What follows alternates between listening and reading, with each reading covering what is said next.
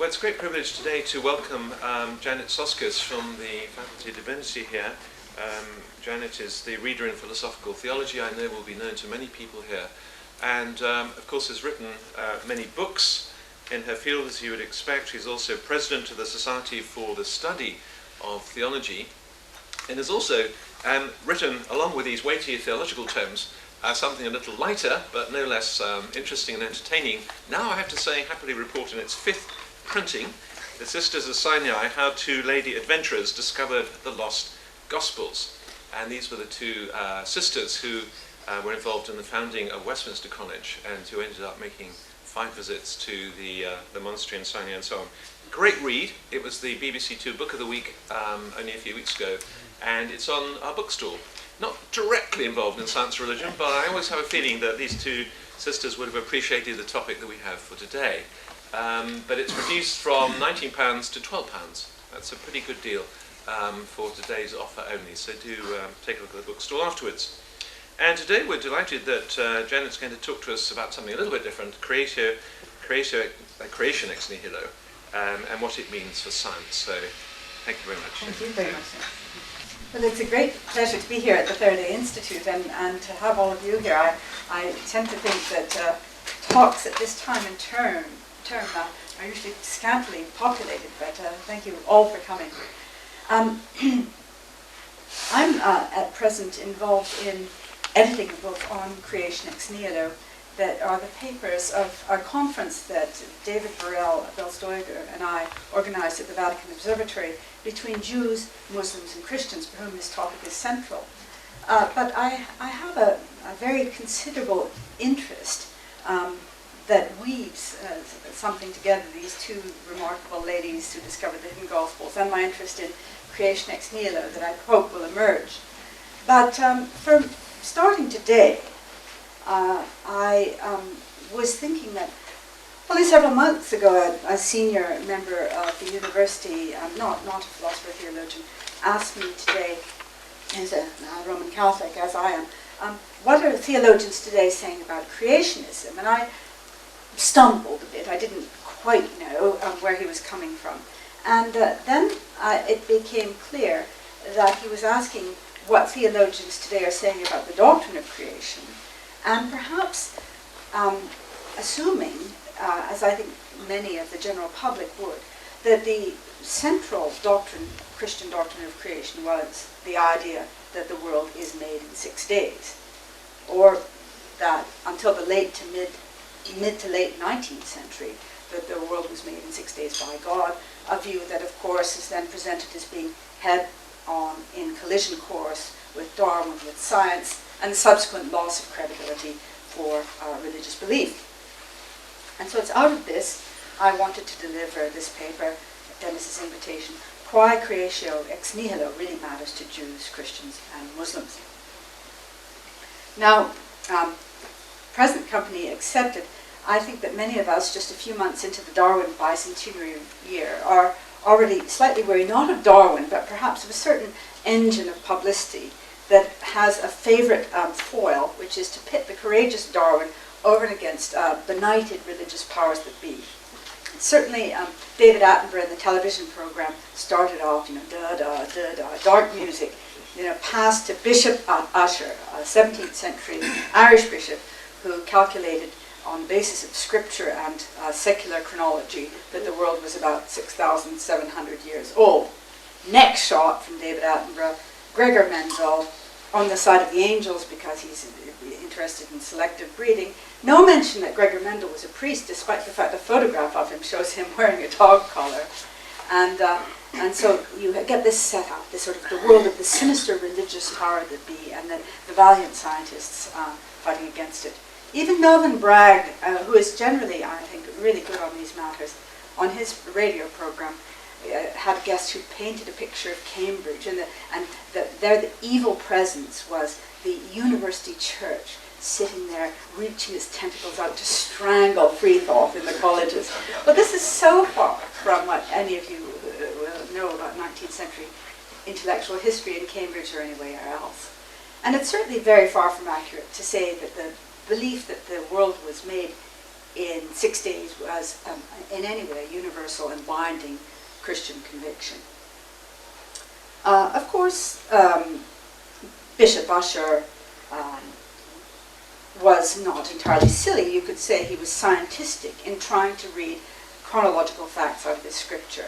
But I suppose in retrospect we can understand what motivated someone like him. Great, immense regard for the authority of scripture, regard, of course, for the terrific finds of the new sciences in the 16th, 17th, and 18th century. Newton, and then the growing understanding of the natural sciences. So you begin to get in the 18th century, particularly clergymen, naturalists, and as you know, many of the early natural scientists were clergymen. They, of course, believed that there was a book of nature which paralleled the book of scripture, and the very earth and its creation proclaimed the greatness of God. And you might say that there was much to assist this kind of scientism. Fossils, of course. People in the 18th century, as in the 3rd century, as in ancient times, puzzled at how it was that one had fossils high on desert peaks that are now dry on bones. How do you have fossils on the top of Mount Sinai? How do you have whale skeletons in the Egyptian desert? And of course it was easier, I think we can all see, to believe that at some time waters had covered the mountains than to believe, as we now do, that tectonic plates crashed into each other and forced low-lying seabeds up into verticals that create the mountain ranges as we now know them.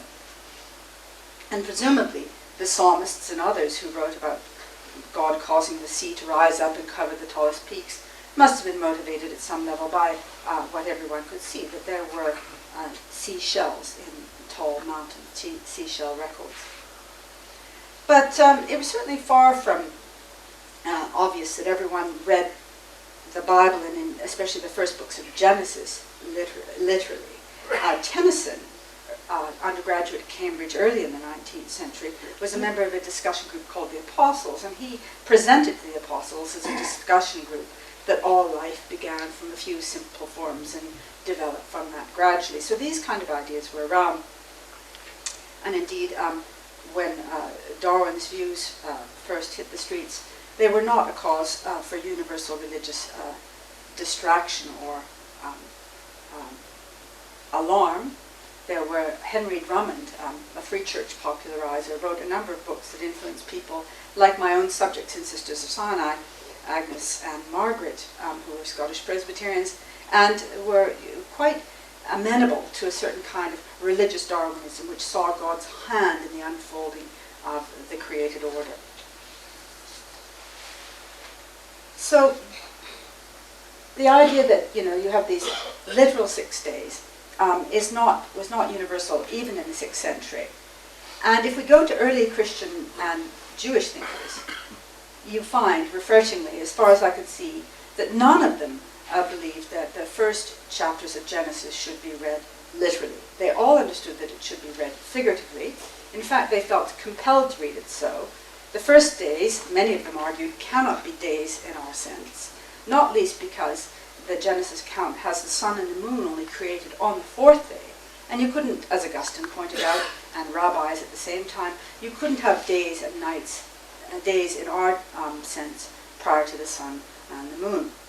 Now this wasn't to say that they were scientific in our sense. Augustine, in his literal commentary on Genesis, does hold to a literal Adam and Eve who seem to be created at a punctiliar moment, but he also suggests that animals may have taken a lot longer to create, that God might have created some kind of animal seeds that developed over many hundreds or even thousands of years into the kind of animal forms we know now. Similarly, if we look at Philo is an Alexandrian Jew, earlier than Augustine. He's a contemporary of Jesus and Paul, and of whom he knows nothing. But in his book or commentary on Genesis, De Artificio Mundi, he takes it that Moses wrote Genesis, and indeed all of the Pentateuch, but also that the first chapters of Genesis are figurative. The days are not actually 6 days. Why did Moses talk about days?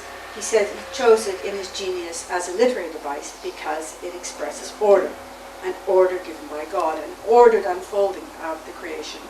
And it thus forms a prelude to what Philo, as a Jew, thinks is the most important thing about the Pentateuch, the giving of the law. So you have this divinely ordered cosmos, and then the divinely ordered law, a harmony between the world that is given and the law that is given to Moses. Early writers, early theologians, were not interested in chronological beginnings so much as they were interested in order. The theology, the natural theology of Plato and Aristotle was a branch of natural science.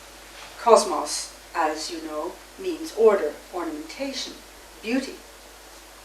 And the Israelite authors of Genesis, for their part, held to a personal God and were interested not in their writings in astrophysics, but in the relationship of all that is to God, and so to creation ex nihilo.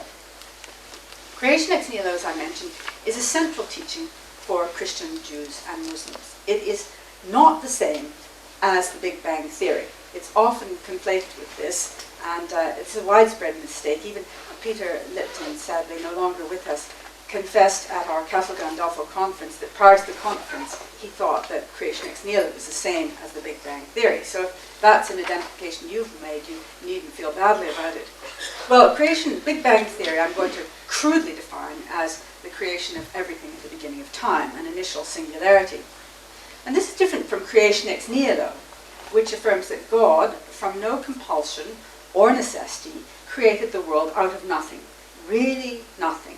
No pre-existent matter, no pre-existent substance of any kind, no space or time. God creates all that is. Now, creation ex nihilo has an interesting history that probably one should confess is lost in the mist of time to some extent. But what we can say definitely is creation ex nihilo is not a Greek notion. It does not come from Greek philosophy. And this is absolutely decisive. And important to keep in mind when you're thinking about the way in which Christian, Jewish, and Muslim metaphysics will diverge from that of the Greeks. Basically, Greek wisdom agreed with Aristotle that from nothing, nothing comes. That if there ever was a time when there was really nothing, nothing at all, there would be nothing now. That just seems to make sense, doesn't it? Ergo, Aristotle thought, there must be something. The universe must be eternal in his sense, everlasting. Plato similarly believed in matter was everlasting. He does have a kind of creator. I don't think Aristotle has a god, but not a creator. Plato has a demiurge that molds this pre-existing matter into forms. But again, something must be everlasting. And both these two, there's a different relationship between God and the world. There is God in both Plato's system and Aristotle's. But it's quite different from what one finds in Judaism and subsequently in Christianity and Islam. Aristotle's God is not a personal God. It's more like a mathematical theorem running alongside the universe, or like the universe's computer software. In Aristotle's scheme, you could not have a world without God, but equally you could not have God without the world. They are corollaries. They imply one another. Not so the Jews. The Jews believed that God need not have created the world, that God chose to create and might not have done so. So these ideas are there embryonically in the biblical writings. And has to say that creation ex nihilo is not clearly stated in Scripture. The Genesis narrative is compatible with an idea of pre-existent matter, because you have, in the beginning, God created heaven and earth. There was a sort of a chaos, an invisible chaos, a tohu bohu, and God caused a wind to pass over it. That is susceptible to being read as that there was a pre-existing chaos, or pre-existing something which God molded. And in the early Christian times, there was some debate about that. And indeed, Julian the Apostate insisted that this should be the reading of Genesis, but of course he was Julian the Apostate. But on the other hand, you have different conflicting verses. Wisdom 11:7 talks about the hand that from formless matter created the world. So you have maybe this formless matter. On the other hand, in 2 Maccabees, you have in chapter 7, verse 28, "My child, observe heaven and earth, and consider all that is in them, and acknowledge that God made them out of what did not exist, and that mankind comes into being in the same way. Well, sometime from about the 3rd century before the current era, questions of creation became pressing. Not, I hasten to say, whether God made everything in 6 days. This was just taken to be figurative. The really pressing question was, did God make everything? Now, there's probably more than one line of pressure coming here. As I've said, the Genesis text is ambiguous. Genesis 1, 1 to 2, in the beginning when God created the heavens and the earth was a formless void, and darkness covered the face of the deep, while a wind from God swept over the waters. And Menachem Kister, a Jewish scholar from Jerusalem, suggests that the question of what, if anything, pre-existed creation was already there for the Jews, independent of Greek pressures. Did God create everything? Or did God create out of certain primordial elements? And not matter, perhaps. Kister suggests that creation out of matter was a Greek concern, not a Jewish one. But Jews were concerned that maybe God might have created out of some pre-existing chaos that stood over and against God, some demonic or negative matter. And that seemed to be something that was on the cards from about the 3rd century. Now, of course, from about the 3rd century BCE, you also have Judaism being heavily influenced by Hellenism. Remember that Alexander the Great carried Hellenistic ideas and philosophy to Persia and beyond. That Greek became the language of Alexander's empire, and of course remained the language of the Eastern Roman Empire right through the time of Rome. That is why our New Testament are written by Jews in Greek. So Greek is the lingua franca, and Greek ideas are everywhere to be found. And of course, in conjunction with a received Greek cosmology, where matter must exist everlastingly, there's pressure on Jews and subsequently on Christians to define their idea. Did God make everything? Did God make really everything? Or did God have some primary stuff from which to work? Well, why does it really matter?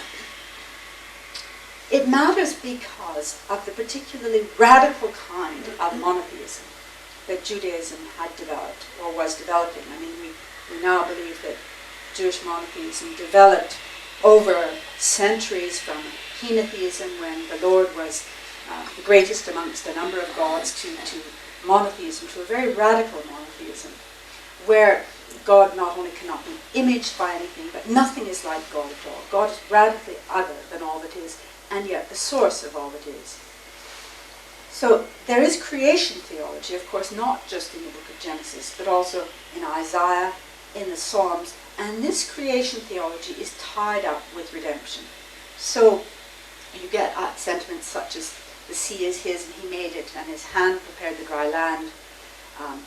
Psalm 120, I lift up my eyes to the mountain, from whence shall come my help. My help shall come from the Lord who made heaven and earth. And there's a very strong connection being made at this time, a time in which the Jewish people experienced a fair amount of persecution and slaughter, between God as creator and God as redeemer. My help is in the name of the Lord who made heaven and earth. The God who creates everything can redeem. Interestingly, this is also the time where there begin to be Jewish debates about the resurrection of the body, and they seem to be based on a similar idea. If God made everything in the first place, can God not resurrect the dead? If God's made everything that is, resurrecting the body seems like, small beer, let's face it. So you get these kind of ideas. So it's not just about God's power, but about God's love and God's providential concern for his people. And that's why creation and creation ex nihilo becomes quite central. God's freedom in creating all that is seen as a basis on which God can deliver the people from bondage and persecution.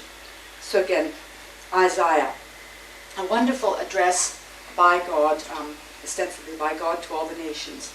Rain down, O heavens, from above, and let the skies rain down righteousness. Let the earth open that salvation may spring up, and let righteousness to sprout up also. I, the Lord, have created it.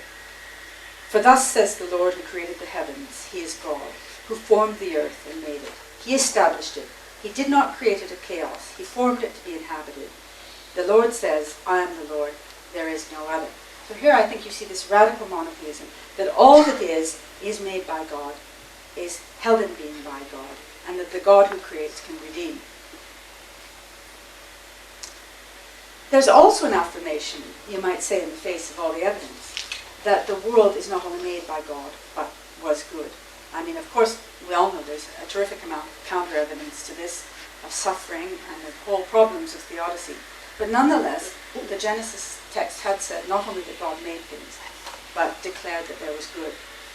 And it seemed to be implied, and these are what are being worked out as creation ex nihilo is developed, that there can't really be self-existing matter which is either evil in itself or intransigent and resistant to the will of God. God, a pre-existing matter, if you think about it, that exists over and alongside God, would make God into some kind of a big creature, a sort of wizard of God. You have a cosmic dualism in which there was the God on the one side and a freestanding world of recalcitrant matter on the other. And that is not nearly the radicality of transcendence that Judaism was moving towards. So, under the influence then of confrontation with Hellenistic ideas, Hellenistic thinkers are saying, well, surely God might have made everything, but that must mean just molding from pre-existing matter, a la Plato. No, the Jews were saying, no, God made everything there is. God is the maker of things, all things, visible and invisible. And I think this is very interesting, and I shall return to this, because the distinction comes not between spirit and matter, as is sometimes put in our modern discussions, as though God is on the side of spirit and soul on one side, and then there's matter on the other. But the distinction, the primordial distinction in this way of thinking, is between the creator and the created, the creator and the creature. And I think this is rich for science, as I shall return to say. All that is has its being only because God makes it, and makes it now. So this is a biblically motivated doctrine, we'd say. It's not to be found in explicit form in the text of Scripture, but on the other hand, it's not driven by Hellenism. It's coming out of the Jewish side of things into Judaism and Christianity and Islam. It's about a God who is transcendent, who's totally other to all that is created, but also totally present to all that is created as its creator. Indeed, all that is only has its reality, only has its being at all, because it is created, not in the past, but at the now. Now, the German professor who is the eminence on creation ex nihilo reckons that the doctrine is fully established in Judaism and Christianity by about the 2nd century of the current era. And that really the forcing house for the doctrine, it's not as though really Jews believed something else beforehand, but it's almost as though it was unformulated. They hadn't had a lot of pressure to systematize what they meant by these confessions that God made heaven and earth. But it becomes systematized, and necessarily so, in debates against Gnostics. Gnostics who are suggesting that there might be an evil God who created the matter, which is resistant to God's good graces, and a good God who created and guides the good world. Against this, the consensus of Christianity and Judaism becomes that God made all that is, everything. And so you have Rabbi Gamaliel in a famous text written sometime around the year 90 or maybe 110, apparently in debate with a philosopher. And the philosopher has suggested that God made a beautiful creation, but the divine artist had good colors ready for his use. But the rabbi responds by saying, no, God made the colors too. There was no primitive stuffs that were there that God was simply ordering. All that is made by God. Now another thing that's rejected by creation ex nihilo is any kind of Platonic emanationism where God is sort of like the sun, who, as the sun inevitably, as it were, and without thinking about it, emanates light. Now this was a certain model of creation in Platonism, Neoplatonism, and against this, Creation ex nihilo wanted to insist that God makes all that is and does so from no compulsion. God acts freely. God makes matter, but of course also space and time. And it's very interesting how early theologians and rabbis were able to say that space and time are a function of matter. You know, that space and time have to do with change, and change has to do with matter. But anyway, the decision is that space and time themselves are creatures as well. So by the time we get to the 3rd century, the time of the Cappadocians and then Augustine in the 4th century, creation ex nihilo is an accepted orthodoxy. And of course, the hammering out of the creeds. Remember, too, that the very first statement of the Christian creeds is about creation. I believe in one God, the Father Almighty, maker of heaven and earth, and of all things visible and invisible. And this is very important. We tend to skip over that and think that the important parts of the Christian creeds are the Christological statements, or the ones about the Spirit. But it's very important for Christology, for the doctrine of Christ, as who this God is who becomes incarnate in Christ. And it is this one, this God, the maker of heaven and earth. Again, the connection is there between the one who creates, redeems. So Augustine is able, in the 4th century, in his Confessions, to chide those who ask, what was God doing before he made the world? You know, was he just idle? There was no before God made the world, because time, too, is a creature. Central to the development of thought here, in scriptural terms, was Exodus 3:16. And this is the famous passage where Moses is encountered by God at the burning bush. And here you see the young Moses innocently herding his sheep, and he sees a voice, he sees a bush burning, which doesn't seem to trouble him too much. He decides to go up and have a better look. But then he gets a big shock, not by the bush burning. I always think it sounds a little bit like if you're in a big Sainsbury's and you see someone a cookery display at the end. You say, oh, I might go forward and see what they're cooking. That seems to be the sense of the burning bush. But when a voice comes from the bush and addresses him by name and tells him to take off his shoes because he's on holy ground, then he is quite startled. And here's the famous passage from Exodus 3.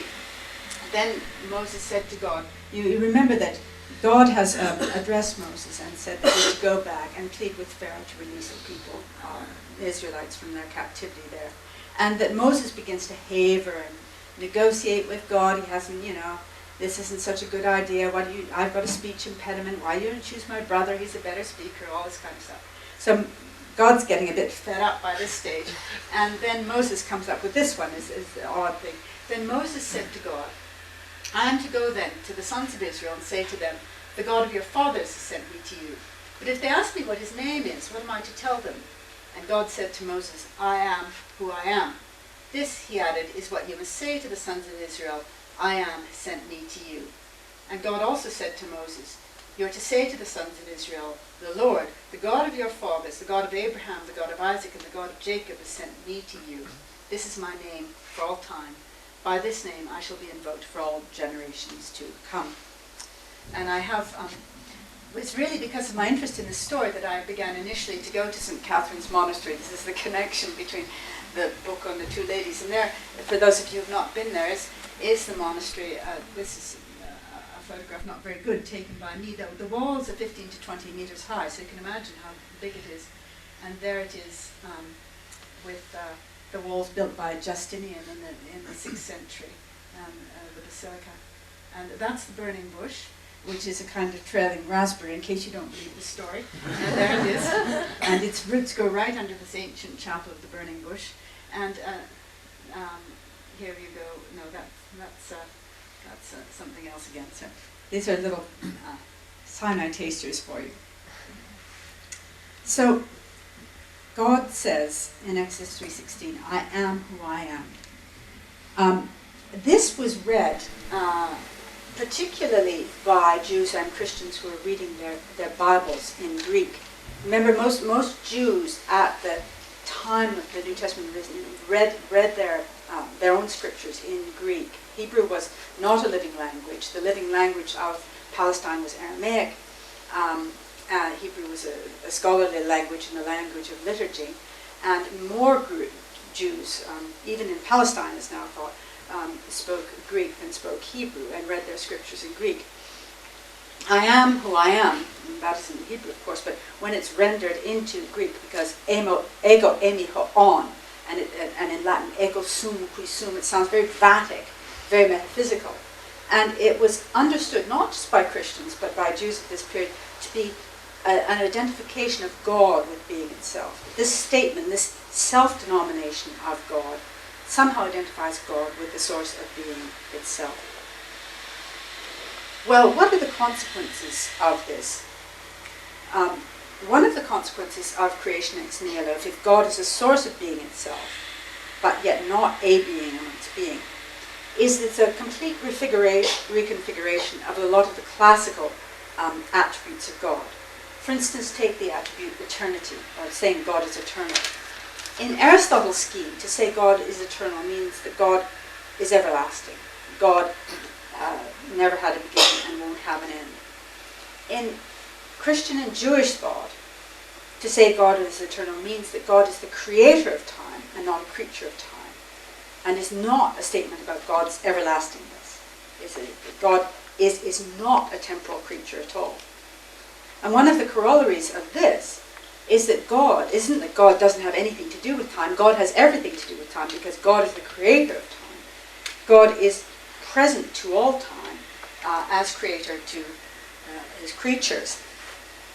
And this has terrific consequences of how God can be with created reality.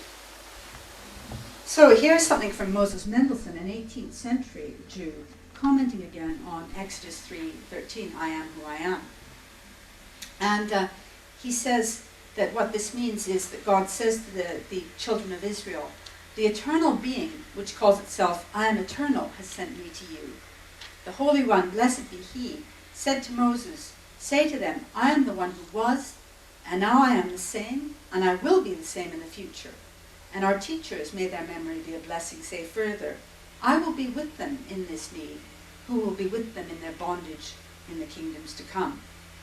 And Mendelssohn goes on, citing rabbinic sources to say, the meaning is the following, because past and future time are present, all present in the Creator, since in him there is no change and dependence, and of his days there is no passing. Because of this, all times are in him called by a single name, eternal, which embraces past, present, and future alike. So this is this identification with I am who I am, in this radical sense of God's eternity, not as everlastingness, but as the creator of time. And this means, it's interesting to see that Mendelssohn is drawing this out from a rabbinic text, that God, not that God is nowhere related to time, but that God is everywhere related to time as its creator.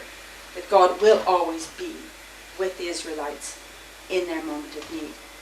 Now actually, I am who I am, we know is actually a play on words of the Hebrew of the divine, for the divine name. The name that we write, the Lord, the Tetragrammaton, doesn't actually have a meaning, but it looks like it might be a variant of the Hebrew verb to be. So I am who I am seems to be, it could be a God's joke, a pun, a play on words on the Tetragrammaton, that somehow, the meaning in the sense of the divine name is I am who I am. But the Hebrew means something much more like not I am who I am in our English sense, but I am with you and I will be with you. This assurance of God's abiding and providential presence. And that is what Mendelssohn is picking up and combining with the more philosophical ideas of eternity. So Aristotle's God and Aristotle's universe are both eternal in the sense I've mentioned, which might better be called everlasting. The God of Jews, Muslims, and Christians is eternal in the sense that this God freely creates all that is, including space and time. It is because God stands in radical and free relation to this creation that God is intimate to all of it, whether spatially or temporally, in the way that no being within the created order could be. Two beings can only be so close to each other, but God, as the source of being itself, is present to all the created order intimately. Since God, as the cause of being, is cause of an entirely different order from the causal agency of any creature. God's divine causation doesn't compete with creatures' causation, and thus human freedom is preserved. God, and the big arguments are developed through the subsequent history of Jewish, Muslim, and Christian thought to defend this, God may act in the miraculous, or what we call the miraculous, without that being a violation of the created order. Now it will be clear then that creation for God is not something that is in the past. God is eternal, and creation and sustaining, in a sense, for God are the same divine moment if God creates time itself. The creation has no self-subsisting being apart from that given to it by its creator. There's no sense in which, were it not being created at every second, it would be. All timed and tensed creation is present to God in God's eternal now. Aquinas, of course, believes that God is the source of all being, and famously quotes this and draws this conclusion from the I am who I am of Exodus itself, that only God is being itself and the source of being. But I don't think it will do to regard this idea of God as being itself and source of being as simply a medieval imposition on an innocent Hebrew text. This metaphysical imposition, if it is an imposition, comes much, much earlier.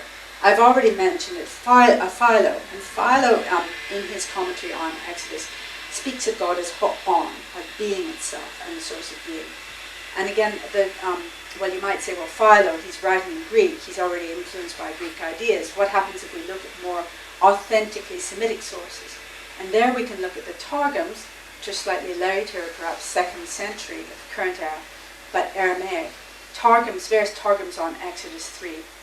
Here's one from the Targum Neophiti of the 1st or 2nd century, where it says, it's a sort of a comment on Exodus 3, God is saying in I am who I am, I have existed before the world was created and have existed after the world has been created. I am he who has been at your aid in the Egyptian exile, and I am he who will be at your aid in every generation. And then another Targum, Pseudo-Jonathan, he who spoke and the world came into being, spoke and everything came into being. Now here, Pseudo-Jonathan is talking about the meaning of the I am who I am, identifying it back to the creation in Exodus, the idea that God is the source of all that is. And even more interesting in some ways to me, and I'm indebted to an article by Miles Burniot on this, we have a 2nd century pagan writer called Numenius of Apamea, who is one of the, a number of pagan writers use the Moses story. Very few of them show evidence of having read the Hebrew scriptures, but Apamea, Numenius of Apamea clearly had. And he credits Moses with what he calls the discovery that God is being itself, or on. And he says that Moses adopts this name for God, and Numenius does as well. He says the highest God, Moses, it's been revealed to Moses. It's interesting that a pagan should, take the revelation to Moses as a sort of authority. It's been revealed to Moses that the highest God is beyond being, is not a being, but is the source of being itself. Being itself, or, as Numenius says, his being is an eternal present with no past or future. Similarly, we can look later on to the more lapidary account in the Quran. This is a gloss again on Exodus 3, where the Quran says, God says, be, and it is. So we see a history of development thinking about what it might mean that God makes everything that is, including space and time, which is driven by the idea that there cannot be, nothing can be that isn't sustained and held in being by God. Maimonides, in the 12th century, Jewish philosopher, is emphatic that creation ex nihilo is the only teaching that unites Jews, Christians, and Muslims, and he says differentiates them from the philosophers. Maimonides was a great admirer of Aristotle, but on this point, he definitely took arms against Aristotle. He says, those that follow the law of Moses, our teacher, hold that the whole universe, that is, everything except God, has been brought by him into existence out of non-existence. In the beginning, God alone existed, nothing else. He produced from nothing all existing things, such as they are, by his will and desire. Even time itself is amongst the things created, because time depends on motion, on an accident in things which move, and the things upon whose motion time depends are themselves created beings which have passed from non-existence into existence. Now, despite the formality of his statement, notice that Maimonides is here speaking about a God of will and desire, and a volitional creation. Again, this is quite distinct to the Jewish, Muslim, and Christian picture, but not at all part of the Aristotle. Now, to conclude, what might this mean for science? First, creation ex nihilo is not a scientific thesis, or I think defeasible by science or philosophy. It is a biblically motivated piece of metaphysics. Indeed, creation ex nihilo is not cosmology, and doesn't dictate a particular cosmology or theory about the origins of the world as we know it. Aquinas, for instance, thought it was totally possible that God could have created ex nihilo, a universe that had no beginning or end, an everlasting universe. In fact, he believed that on the basis of Scripture, the universe did have a beginning in time, but he said that was based on revelation, not on, it couldn't be proven. There would be no contradiction in God creating ex nihilo, an everlasting universe. And that's one point. Secondly, creation ex nihilo leaves worldly causality in place. We don't need to go around trying to find such tiny gaps that only God could fill them. God on this is not a cause amongst causes, but holds the whole causal order in being. One way that Aquinas had of expressing this is creation is not a change. It's not as though there was nothing and then something changed and there was something. For change has to be a change in something, already existing matter or time or whatever. Creation is not a change. Or the Jewish philosopher José Faur says it neatly, causality is the effect, not the grounds of creation. Thirdly, creation ex nihilo frees you from a God who is the Wizard of Oz, some kind of a cosmic tinkerer who just sets everything up a long time ago and then once in a while thinks, oh gosh, I wish I hadn't done that, and comes down and mucks things around a little, which is so implausible and morally hideous. Yet it does, and this goes far into the philosophy of these things than I can go today, allow space for a God who creates, reveals, and answers prayers. 4, and perhaps this is the most important, creation ex nihilo frees us to be spiritual materialists. Frees us to be materialists, you could say. The idea that the truly spiritual is somehow otherworldly is not, I want to say, a Christian or a Jewish idea. Just think how central in Christianity is the importance of salvation history, the doctrine of the incarnation, the resurrection of the body. This is about affirming the world is good. The important distinction in Christianity, unlike certain kinds of Platonism, is not between matter bad and spirit good. It is between creator and creature. All that is created by God, including the spiritual bits. If you look to the early fathers, look to Athanasius. Yes, Athanasius does believe that there are souls that aren't material. But even the souls are creatures. The bodies are creatures, but the soul is a creature too. And the big distinction is not between the spiritual, which is on the God side, and the matter, which isn't. All that is made by God. And in some ways, our souls are no more spiritual than our bodies in this scheme. Indeed, the body is fairly innocent. It's the soul that can go wrong and perversely make choices that take one away from God. Matter, then you could say, is as spiritual, as spirit. So we get rid of these dualistic tendencies in Western imagination, where there's matter over here, and then for some spooky bits, spirit, souls, there's something else over there. Body and soul are both creatures. And matter is just as much a mystery, a spiritual reality, as so-called spirit, as soul. And indeed, I think this is something highly consonant with modern science, as I understand it. We tend to take it for granted in the early modern period that matter is pretty straightforward, but souls, if there are any, they're pretty strange, and how would we understand them? But I think modern science has shown us that matter is far from straightforward. Matter is very mysterious. It's all highly active forms of energy. So then, if the important distinction is not between some matter and spirit, but between the creator of all that is and all that it is created, we are freed to really see the materiality of our universe and ourselves as the place of the unfolding of God's creative will. So then the message is to scientists, just get on with it.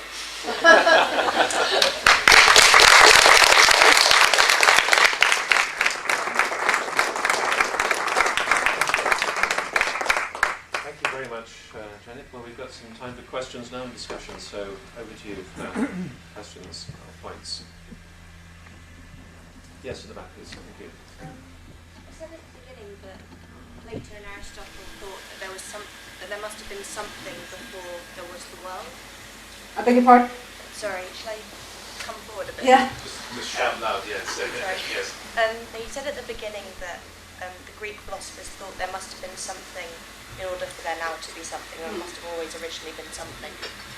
But can't that something be God? Because obviously in the creation ex nihilo model, God is present before the world is present. Yeah, but in their schemes, that something wasn't God, though. God is an aspect of natural philosophy, not really of theology for Aristotle, and it's sort of, as I said, sort of like an ordering thought of the universe. The idea that there was a God behind this everlastingness of a material order, I think, isn't there in Aristotle and doesn't seem to be there in Plato. So we can think that, but that wasn't what they thought. And of course, then you don't have time as a creature. Wherever you've got matter, you've got time everlastingly as well. The idea that time as a creature is a very interesting one. Very difficult, but very interesting. Thank you. Yes. Thank you for an absolutely fabulous talk. I learned loads. My question is about where did the Jewish notion of creation ex nihilo itself come from? Did it spring ex nihilo? Because you talked about through 100 BC, the Greek influence, and you posed that in contradiction to contradiction. And as my understanding is that at that time they were hugely influenced by Eastern writings, by Manichaeism, Gnosticism, Persian writings, which certainly influenced a lot of that writing at that time. And they, of course, were dualistic, weren't they, as you point out.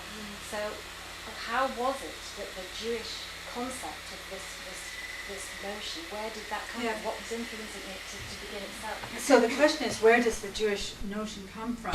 And at one level, I mean, historically, I think just to say, well, we don't know. I mean, because the sources aren't all there, and it seems likely. This fellow Menachem Kister is very good on going back into this, but he just at the end says, well, we don't really know. But one thing that's interesting that he says is he doesn't want to. I was tempted to think it came as you get Jewish monotheism hitting up against the Greek ideas, as Hellenistic ideas are, move out through the Jewish world. But he brings in other sources to say, no, it's there independently, apparently, of, that there's probably more than one, just that there's more than one causal sequence, there's more than one feeding into it. There seems to have been a debate amongst the Jewish scholars themselves about the meaning of Genesis and God creating from this primordial chaos. What did this mean? And was there, did God create that chaos too? Or was that the chaos there something that God worked with? And that idea seems to be, he thinks anyway, already something that Jewish thinkers were debating. But then it comes, that's put to them very abruptly and in more materialist terms by Aristotelian thought and by Greek thought. So I don't know, but I think what we can say is what drives it is the kind of radical monotheism. They're not wanting to say, they want to say that God creates everything that is. And then you can imagine people saying, well, how much of everything? Birds and bees, yes, sea and dry land, yes, space and time, You can see that becomes pushing back once you get some wiseacre saying, well, what about space and time? Or if God made matter, was there time? This is something ancient philosophers taught about. Was time a corollary of matter? And once you say yes, and you say God has created matter, then you've got God creating time. And then I think this was consonant with the kind of radical monotheism that Judaism was developing, that God is creator of all. But it also developed, and here I've had to skip over it quickly, as it developed, and the seeds of this are there very early on in the 2nd, 3rd, 4th centuries in both Jewish and Christian sources, and subsequently in Muslim one, that this, of course, enables you to have a way of saying how God can be present to temporality without being an actor in temporality. And that becomes very important for the defense of divine activity, intercessory prayer, and all these kind of things. Thank you very much. Yes. In ordinary speech, we tend to think of, probably for centuries, as eternal, as an infinite period of time. Does our English word properly represent what, say, the Greek and Hebrew, or does the Greek and Hebrew words mean both the infinite period of time and the timelessness of God? Is there confusion or ambiguity? I think that what happens is you have some predicates that are applied to God in the Hellenistic systems that then the Christian writers will apply, for instance, and the Jewish, but I'll stick with the Christian ones for the moment, to God. But they don't mean the same thing. And again, decisive here is creation ex nihilo. Because if God is the creator of time, then God can't inhabit time in the same way we do, even everlastingly. And similarly, in Augustine's Confessions, to say God is omnipresent. Now, Augustine's Confessions is shot through with the doctrine of creation all the way, and he talks about it explicitly in the second half, and creation ex nihilo, and it's really a driver for his theology. And if unlike his early experiments with Manichaeism, where he wonders if the world existed in God like water in a sponge, he now realizes that God's presence to the world is wholly other than that, but wholly more intimate. So God's omnipotence doesn't mean, God's omnipresence, let's say, God's omnipresence doesn't means that God as creator is totally present to all that God created in all its particulars. And his omniscience means that God has full knowledge of all particulars as their creator. It doesn't mean that God is a sort of big kind of gummy substance everywhere. So by introducing this doctrine of creation and all that is sustained in being, these classical names come to mean something else. And I think that's most evident with eternity. And now, in one sense, it's not untrue to say God always existed and always will exist. But what is misguided in terms of classical mainstream Christian theology is to assume that means that God is a creature of time just chugging along like the rest of things. That's more like an Aristotelian vision. Please, yeah, yes. Yeah. Thank you for a very clear and persuasive argument, and I would just like to put forth an additional complementary argument. It would be from the point of view of Bonaventure and Scotus. To me, as I was listening to you, I thought that the univocity of the concept of being of Scotus, which he inherits from Bonaventure's divine illumination as the Corollary, and who gets it also from Augustine, that univocity of the concept of being, for me, pulled so many of these themes together and was able to answer. And I'm thinking particularly of his commentary on Exodus 3:16 in the De Primo Principio. Well, there's a lot of debates. Here's where Aquinas and Scotus differed from one another on univocity of being, and there's so many debates about this, but I would have to defer to sort of the reader of Bonaventure and Scotus's. They're not texts I know very well. As long as univocity of being doesn't mean that God, which sometimes people now take it to mean that God's being is somehow the same, only lots more of it, as our own being. The God as the source of being isn't a being in precisely the way we are beings. However, we are beings, and here there might be something more in common.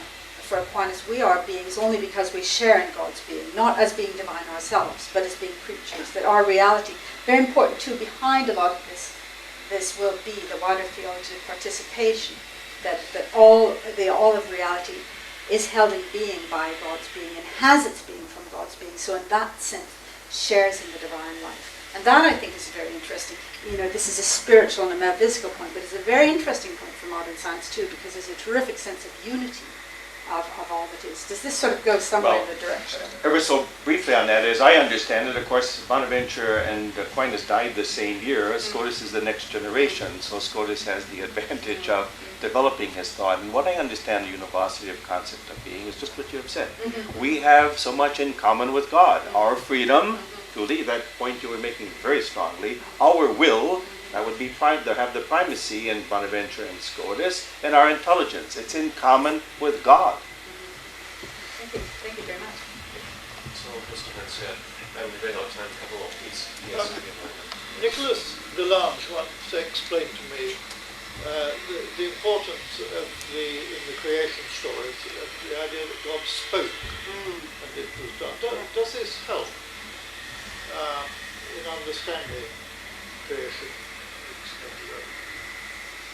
Yeah, well, it's tied up. I mean, certainly that's tied up in the expression of the text in the volitionalism, that God is speaking, even if we're speaking figuratively, as it were. Speaking implies the free utterance of God by all that is. But it is very important for Jewish thought and then by Christian thought that somehow the orderedness of creation, that creation is spoken into being, has a kind of harmonics that human rationality, after all we are speaking beings, can understand, can correspond with. So this is something that you do find is very important in Philo already and in the rabbis, that God creates through speaking, and then of course it becomes echoed in Christianity, in the idea that the prologue to John's Gospel, in the beginning was the Word. And why the Word? Well, this is clearly not just the rationality. It's not in the beginning was the nous. It's in the beginning was the Word, and that it seems to be a direct echo of the Genesis that God creates by speaking. So you have this idea of some people call it semiotic creation, that God creates through ordered senses of meanings that human beings can also inhabit. And the very ordering of the cosmos is the ordering of God's being itself. So God creates through God's creative word. And of course you do then get in later Jewish writings the idea that God creates through his word and also redeems through his word. There's a wonderful part in the Book of Wisdom where it's kind of a riff on the Book of Exodus. And it says that God, he's talking about the Israelites fleeing from Pharaoh, and God, seeing their peril, caused his holy word to leap down from heaven. So this idea, now what does that mean? Does that, you have this idea of a word of salvation from God that can leap down from heaven.